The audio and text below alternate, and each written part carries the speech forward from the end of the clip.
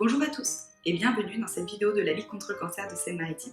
Aujourd'hui, nous allons parler du cannabis. Le cannabis n'est pas une drogue douce. En effet, elle a les mêmes effets sur le cerveau que l'héroïne par exemple. Il en existe deux variétés. Celles qui produisent beaucoup de fibres, comme le chanvre, qui sert à fabriquer les vêtements, et celles qui produisent beaucoup de résine, qui contiennent donc du THC et qui agissent sur le cerveau.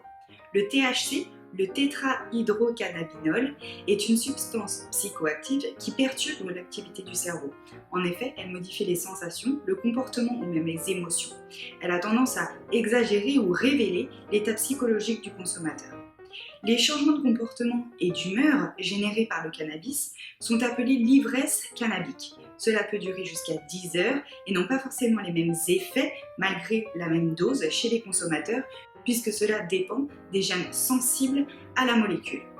La plante peut servir de médicament. On appelle cela le cannabis thérapeutique, qui est prescrit en Suisse ou bien au Canada.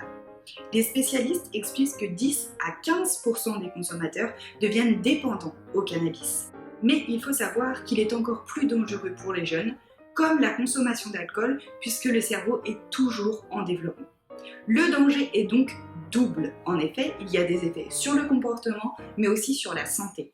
On peut parler de l'irritation des bronches ou bien l'explosion des vaisseaux sanguins dans les yeux. Mais surtout, il faut savoir que consommer avec du tabac, cela contient 4 fois plus de goudron et de substances toxiques qu'une cigarette. Ainsi, le risque de développer un cancer est bien plus élevé.